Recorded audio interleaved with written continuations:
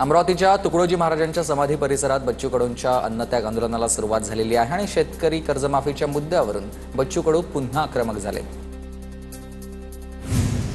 शेतकऱ्यांच्या कर्जमाफीच्या मुद्द्यावरून बच्चू कडू आक्रमक झाले असून अन्नत्याग आंदोलनाआधी संत गाडगेबाबा मंदिरापासून ते तुकडोजी महाराजांच्या समाधीपर्यंत बाईक रॅली काढली।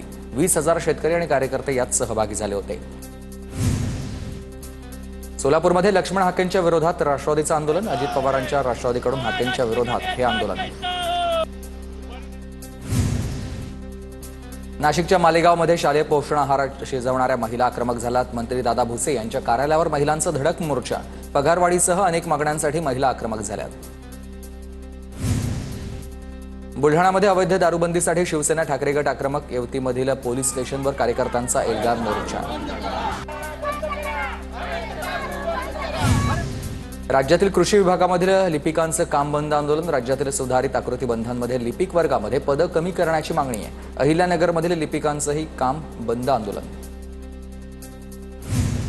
नांदेडच्या शिवणीमध्ये इस्लामपूर निर्मल महामार्गावर ग्रामस्थांचं आंदोलन। महामार्गालगत नाली नसल्यानं पावसाचं पाणी थेट नागरिकांच्या घरात शिरत असल्यानं ग्रामस्थ आक्रमक।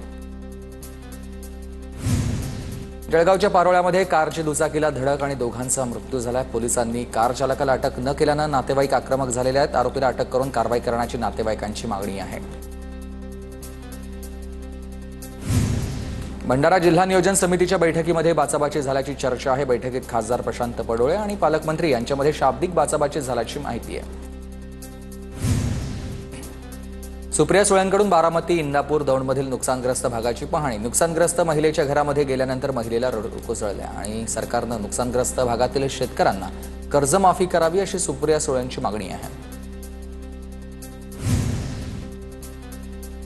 खासदार सुप्रिया सुळेंची इंदापूरच्या शेटफळ या ठिकाणी पाहणी। तर इंदापूर तालुक्यामध्ये मुसळधार पावसामुळे अतोनात नुकसान शेतकऱ्यांचं झालेलं आहे। मराठवाड्यात पुढील 3 दिवस वादळी वाऱ्यासह पावसाची शक्यता आहे। जालना, परभणी, हिंगोली, धाराशिव आणि नांदेडमध्ये पावसाचा हवामान खात्याचा अंदाज आहे। तर नागरिकांना सतर्क राहण्याचा इशारा। पुण्याच्या आंबेगाव तालुक्यामध्ये पावसाची जोरदार हजेरी। शेती मशागतीच्या कामांना पावसामुळे ब्रेक, तर सर्वत्र पाणी साचलेले आहे। नाशिकच्या नांदगावमध्ये मान्सूनच्या आगमनानं शेतकरी सुखावलाय, तर शेती मशागतीनंतर पेरण्यांची लगबग सुरू आहे। छत्रपती संभाजीनगरच्या वैजापूरमध्ये ढगफुटी सदृश्य पाऊस। 1 तासाच्या पावसामध्ये नदी आणि नाले तुडुंब भरलेले आहेत। तर अचानक आलेल्या पावसामुळे शेतकऱ्याचं मोठ्या प्रमाणात नुकसान झालंय। 7 दिवसांची उसंत घेतल्यानंतर नाशिकच्या मनमाडमध्ये मुसळधार पाऊस। उकाड्यानं हैराण नागरिकांना काहीसा दिलासा। सांगलीत पावसामुळे अमणापूरच्या ओढ्यावरील रस्ता झालाय जलमय, तर धनगडकडे जाताना शेतकरी, विद्यार्थी, महिलांचा पाण्यातून धोकादायक प्रवास सुरू आहे। नाशिकच्या येवल्यामधील नगरसूलमध्ये वादळी वाऱ्याचा तडाखा, तर वादळी वाऱ्यामुळे शेतकऱ्यांच्या घरांची पडझड। शेतकऱ्यांकडून नुकसान भरपाईची मागणी होते। जळगावच्या रावेर तालुक्यात काही दिवसांच्या विश्रांतीनंतर वादळी वाऱ्यासह पावसाची हजेरी, तर पावसामुळे तापमानात घट झाल्यानं उकाड्यापासून नागरिकांना दिलासा मिळाला। हिंगोली आणि परभणीच्या सीमेवर असलेल्या एलदरी धरणामध्ये 50% पाणीसाठा, तर सिद्धेश्वर धरणामध्ये 33%, तर इसापूर धरणात 42% पाणीसाठा आहे। पावसामुळे पाणी पातळीमध्ये वाढ झाली आहे। तर पुण्याला पाणीपुरवठा करणाऱ्या धरणांच्या पाणी पातळीत वाढ, तर जूनच्या पहिल्या आठवड्यामध्ये धरणं भरायला सुरुवात झाली असून गेल्या वर्षाच्या तुलनेत 4% पाणीसाठा जास्त आहे। नाशिक जिल्ह्यातील 24 पैकी 7 धरणांनी तळ गाठलाय। धरण क्षेत्रामध्ये पावसाचा जोर ओसरल्यानंच पाणी पातळीत घट झाली आहे। साठवण क्षमतेच्या 10% देखील पाणीसाठा उपलब्ध नाहीये। पुण्यामधल्या लोहगड किल्ल्याजवळ दरड कोसळली आहे। सुदैवानं जीवितहानी नाही आणि नागरिकांच्या माहितीनंतर आपत्ती व्यवस्थापन विभाग सतर्क झालाय। धुळ्याच्या कुसुंबा गावाजवळील महामार्ग क्रमांक 6 अजून देखील बंदच आहे आणि लेंडी नाल्याच्या पुलावर मोठा खड्डा पडल्यानं वाहतूक बंद करण्यात आलेली होती। रस्ता दुरुस्ती करून देखील वाहतूक बंदच आहे। सिंधुदुर्गच्या आंबोलीमधील कावळेसाद या पॉइंटवर पर्यटकांची गर्दी। वीकेंडच्या दिवशी पर्यटक मोठ्या संख्येनं कावळेसाद पॉइंटवर। मुंबई गोवा महामार्गावरील निवळी घाटामध्ये भीषण अपघात, 8 तास उलटूनही मुंबई गोवा महामार्गाची वाहतूक सुरू नाही आणि मुंबई गोवा महामार्ग आणखी 3 तास ठप्प राहण्याची शक्यता आहे.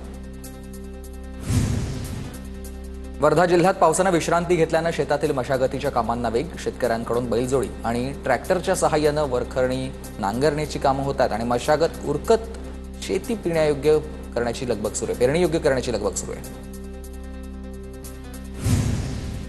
मे महिन्यामध्ये झालेल्या पावसामुळे नाशिकच्या निफाड तालुक्यामध्ये 1000 हेक्टर क्षेत्रावरील पिकांना फटका बसलाय. पावसामुळे 2049 शेतकऱ्यांच्या शेतीचं नुकसान झालंय.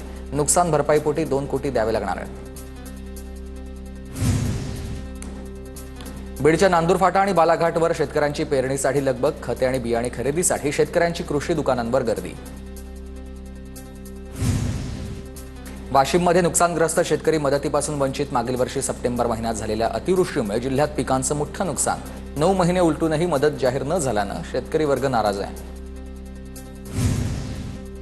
आजपासून पावसाळ्यामधील पहिल्या मृग नक्षत्राला सुरुवात. नांदेडमध्ये शेती मशागतीची कामं अंतिम टप्प्यात आहेत आणि बळीराजाला पेरणीसाठी दमदार पावसाची प्रतीक्षा कायम आहे.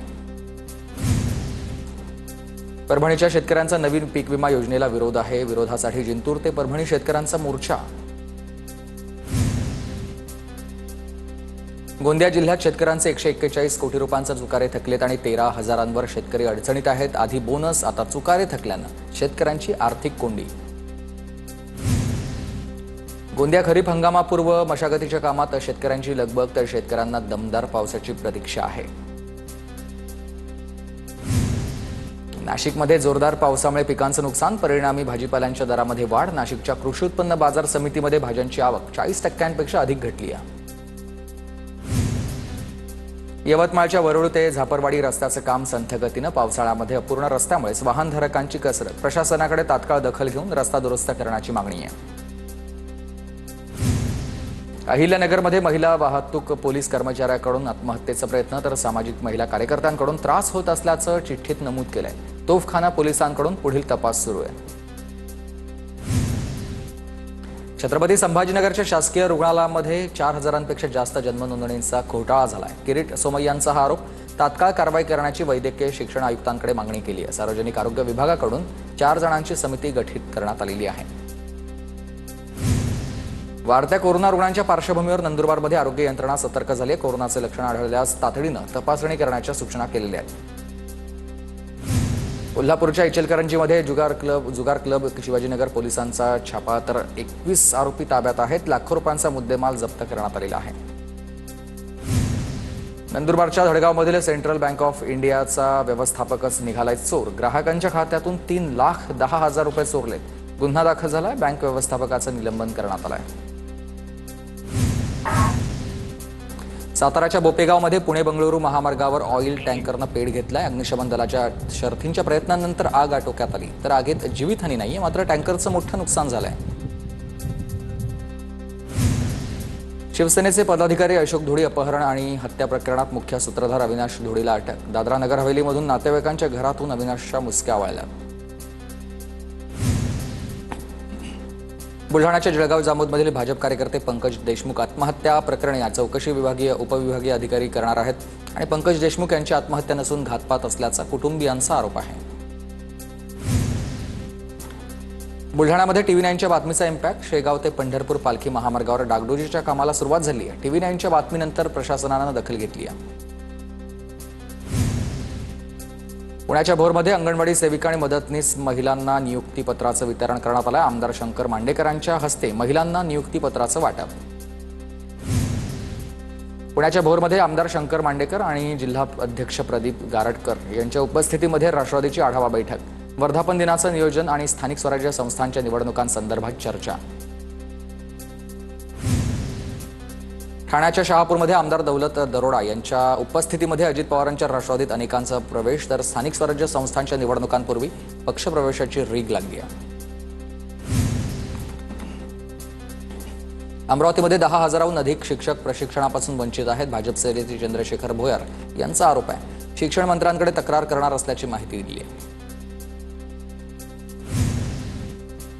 मृग नक्षत्राच्या मुहूर्तावर नांदेडच्या मच्छी मार्केटमध्ये गर्दी. आज तब्बल 30 टनपेक्षा जास्त विक्री होणार असल्याची व्यापाऱ्यांची माहिती आहे.